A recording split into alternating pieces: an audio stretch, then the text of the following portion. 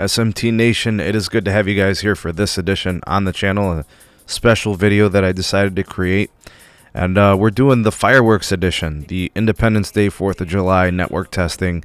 I thought it would be interesting to see what the networks would do in a situation where they're completely congested. And man, it was an interesting showing from the big three. All right, so the first test we're going to show you here is AT&T. 5G Plus gets us going here. The site is, I'd say, almost a couple miles away. It's reaching just fine.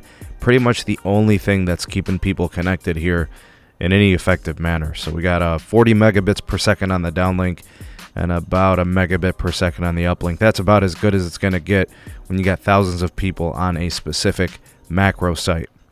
No millimeter wave support. That's the best you're probably going to get. All right, so what I went ahead and did was move this over to 5GE to see what it would be like for someone who was connected on the LTE side. And there was a little bit of juice there. All right, not as good when it came to the downlink compared to the 5G Plus. And that is likely probably due to the fact that more devices are on the LTE network, less devices on the 5G Plus network. Just from a bandwidth standpoint, they're probably very similar. And here are some fireworks for you guys. You guys can enjoy that 4K footage. I hope you guys like those fireworks. I'm not too big on fireworks. They're fine, which is why I didn't mind, being kind of just a recorder there. All right, we got a few megabits on the uplink. So the LTE held up. The 5G Plus held up the best. All right. Now, when it comes to T-Mobile, things were an absolute atrocity. I really couldn't get much going there. It actually gets worse than this, and you guys will see footage of this.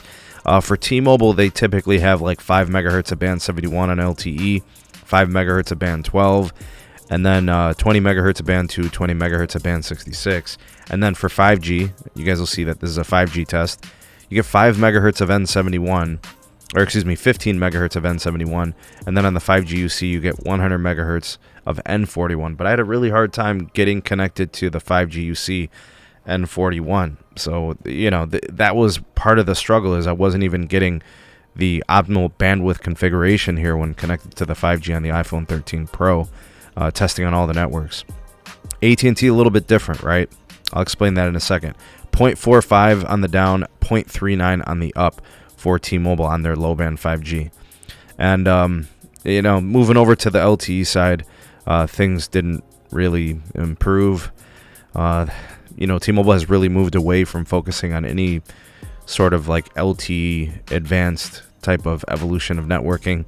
They've really just focused on their 5G side. So my expectations for the LTE wasn't, it was pretty meager. I didn't expect them to do great there with their emphasis on 5G. And, I don't know, the LTE wasn't very good either, as I really couldn't get connected, so it was even hard to evaluate it other than say it was a failure. I did continue to try to connect. I didn't want to give up right away, but it didn't really pan out and it didn't really work out for a testing. AT&T, their configurations for their bandwidth, you have 10 megahertz of band 14, 15 megahertz of band 12, 10 megahertz of band 30, 20 megahertz for band 2, and 20 megahertz for band 66. The N2 DSS split 10 megahertz, right, with the LTE, and then N77 was a 40 megahertz channel, and this is the coolest part of the fireworks show here. Very nice, the whole spraying thing. All right, here's the T-Mobile low band 5G. Again, I could not connect to the UC. So this was all pretty much I could get for them, just about a megabit or so on the downlink, and not much really going on the uplink, just a couple of megabits there, I believe. Oh, 1 megabit, 0.93 on the uplink. All right, so T-Mobile really struggled here in this testing. AT&T so far has been the only true usable network between the first two. Moving over to Verizon, better than T-Mobile, but not quite what AT&T was able to do. 100 megahertz for Verizon, it was 10 megahertz of band 13, 10 megahertz of band 5. They do DSS there. They split it with 5G. And then 20 megahertz of band 66, 5 megahertz of band 2. In this particular connection, I was only connected to 30 megahertz of bandwidth. All right, so you guys will see how I did there. 7.8 on the down. And for the uplink, what were we looking at? I think it was something of maybe, just about 6 or 7 on the uplink. So, not the worst not the worst situation. I don't know. Wasn't really that great either. But yeah, and then the uplink kind of just failed there. I have no idea what happened there. But it's just too many people on the network with not enough spectrum, right? And T-Mobile, obviously, they don't have the network grid that Verizon does, which may have helped Verizon a little bit. You'll see as I move away from the 5G DSS test and I go towards LTE, they even did a little bit better, I believe. All right, so looking at this particular test, the downlink a little bit better at about 11 megabits, and then the uplink a little bit better. We're getting around 1 or 2 megabits per second. So not great. Is the Verizon network usable in this case? Yeah, I'd say it is. I don't know if it would hold a video very long. I don't know if it would buffer. It might. But the T-Mobile wasn't really usable, and I would venture that the AT&T was perfectly fine for most people. In fact, to be more specific, I actually went ahead and tested it with a hotspot, and I tethered another device. I actually tethered another phone that wasn't able to really function properly during the testing, and the 5G Plus did allow the create a hotspot, so it was kind of cool. And here's some more fireworks for you guys. You guys can enjoy that.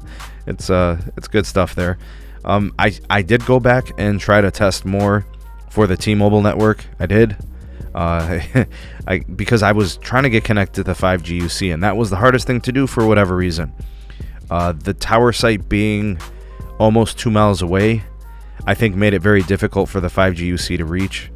I don't know, maybe somewhere between 1.5 miles and 2 miles. And because of that lack of densification and neighboring cells probably not having the 5G UC, it made for that connection much more challenging. Let me see if I remember if I was able to get connected here.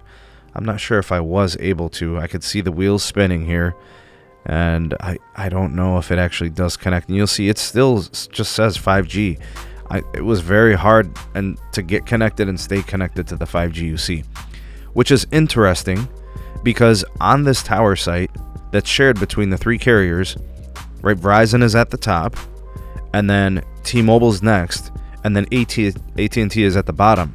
AT&T's 5G Plus worked from the range, which is a higher frequency, 3.7 gigahertz. The T-Mobile 5G UC, which is connecting N41, is 2.5 gigahertz, and it didn't reach. I'm of the belief that whatever configurations, gear, and the power levels that are on the N77, the C-band, is indeed better, at least here in this scenario. Now, what T-Mobile does in the future, getting the rest of those licenses for N41, the 2.5 gigahertz in this next auction, if they can get all that spectrum and they could turn the power up on these sites, because they don't have to worry about interference and other companies and holdings companies, institutions, churches using all that spectrum, they can turn up the power and not have any risk of interference. So anyways, what do you guys think of the testing? Surprised by anything? Who do you think was the best? I think it's pretty clear. It was the Death Star by far, in my opinion. Comment down below. You are the voice of the people, the SMT Nation. Let your voice be heard. Like, share, subscribe for more. Turn on that bell notifications icon to never miss an upload. Links in the description for my Twitter handle. My Patreon page, support us there. Get early access to content, exclusive videos not found anywhere else, as well as my Gmail address where you can send all business inquiries. Thanks for watching. See you all on the next video. Peace.